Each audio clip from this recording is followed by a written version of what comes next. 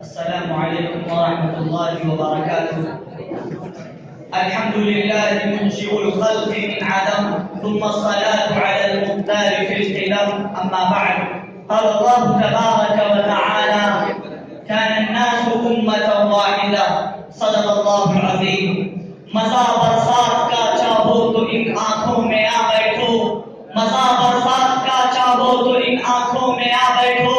سیاہی ہے، سفیدی ہے، شفق ہے، ابر باران ہے. صدر محترم، حضرات حکم صاحبان اور میرے عزیز ساتھیوں، آج کی اس تقابلی بزم میں میری تقریر کا موضوع ہے اسلام میں مذہبی رواداری. حضرات، اسلام مذہبی رواداری، اعتدال اور عدم تشدد کا حامل دنیا کا پہلا مذہب ہے جس نے ہر دور اور ہر زمانے میں نہ کہ صرف یہود و نصارا کے ساتھ بلکہ مجوس و مشرکین کے ساتھ بھی رواداری کا سلوک برتا ہے. کیونکہ مذہب اسلام ایک آفاقی دھرم ہے، ایک خدائی قانون کا نام ہے. یہودیوں کی طرح یہاں پر یہ دعویٰ نہیں کہ ہم سلیکٹڈ ونس ہیں، باقی دنیا کے تمام انسان جنٹائلز ہیں.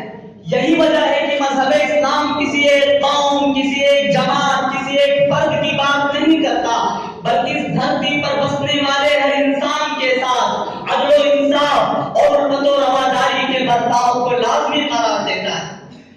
چنانچہ قرآن کریم میں اللہ رب العزت ارشاد فرماتا ہے: یا ایھا الذین آمنوا کونوا قوامین للہ شہداء بالقسط ولا یجرمنکم شنآن قوم علی الا تعدلوا اعدلوا هو اقرب للتقوی. اے ایمان والو، ایسے بن جاؤ کہ اللہ کے احکام کی پابندی کے لیے ہمیشہ تیار رہو اور کسی قوم کی دشمنی تمہیں اس بات پر آمادہ نہ کرے کہ تم ناانصافی کرو. انصاف سے کام لو، یہی طریقہ تقویٰ سے قریب تر ہے. اس آیت کریمہ کے اندر رواداری کو عدل کے مترادف قرار دیا گیا ہے. مطلب یہ ہے کہ مذہب و عقیدہ، تہذیب و ثقافت، زبان و بیان، رنگ و نسل میں اختلاف رکھنے والے ہر شخص کے ساتھ، خواہ وہ دوست ہو یا دشمن ہو، عدل و انصاف کا معاملہ کیا جائے.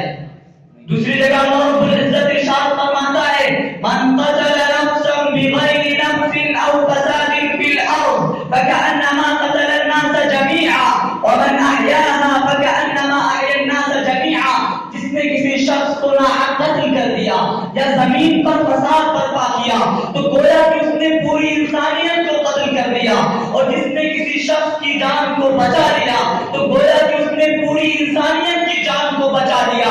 اب وہ شخص ہندو ہو یا مسلم ہو، سکھ ہو یا مجوسی ہو، یہودی ہو یا عیسائی ہو، بدھسٹ ہو یا کمیونسٹ ہو یا کسی اور دھرم کا ماننے والا ہو. میرے دوستوں، اسلام ہرگز اس بات کی اجازت نہیں دیتا کہ دوسرے دھرم کے معبودوں اور دیوتاؤں کو شب و شتم کی جائے، انہیں برا بھلا کہا جائے. قرآن صاحب یہ اعلان کر رہا ہے: وَلَا تَسُبُّوا الَّذِينَ يَدْعُونَ مِن دُونِ اللَّهِ فَيَسُبُّوا اللَّهَ عَدْوًا بِغَيْرِ عِلْمٍ. اللہ کے علاوہ جن معبودوں کو یہ لوگ پکارتے ہیں انہیں گالیاں مت دو، کہیں ایسا نہ ہو کہ جہالت کی بنیاد پر یہ لوگ اللہ کو گالیاں دینے لگے. میرے دوستوں، مذہبی رواداری کا بہترین نمونہ ہمیں پیغمبر اسلام کی سیرت طیبہ میں ملتا ہے. یہ کتنا اہم نمونہ ہے کہ نبی کریم صلی اللہ علیہ وسلم جب کسی غیر مسلم کے جنازے کو دیکھتے تھے تو اس کے احترام میں کھڑے ہو جایا کرتے تھے. ہجرت کے بعد آپ کو یہ قوت حاصل ہو گئی تھی کہ آپ مدینہ میں قائم یہودیوں کی عبادت گاہوں کو مسمار کرتے، لیکن آپ نے ایسا نہیں کیا. اس کے بجائے آپ نے ان کے اندر پائے جانے والے نفرت و کدورت کے جذبات کو ختم کرنے کی حد تک امکان کوشش کی.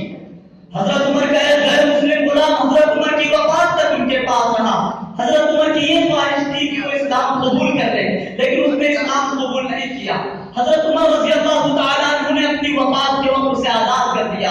یہ اسلام ہی کی تعلیم و تربیت کا نتیجہ تھا، ورنہ سیدنا عمر جیسی پرجلال شخصیت تمدن سے قبل کے اس دور میں ایسا رویہ کہاں اختیار کر سکتی تھی. میرے دوستوں، دنیا کے قیام سے لے کر اب تک یہ بات نادر الوجود ہے کہ مذہب اسلام کے علاوہ کسی اور دھرم نے خاص طور پر مذہب و عقیدہ کی بنیاد پر جانی دشمنوں کے ساتھ اپنے درگزر کے برتاؤ کو لازمی رکھا ہو. اور اسلامی تعلیمات میں تو اس طرح کے ہزاروں علمی ثبوت تاریخ کے سینے پر نقش ہے. فتح مکہ کے دن سرکار دو عالم صلی اللہ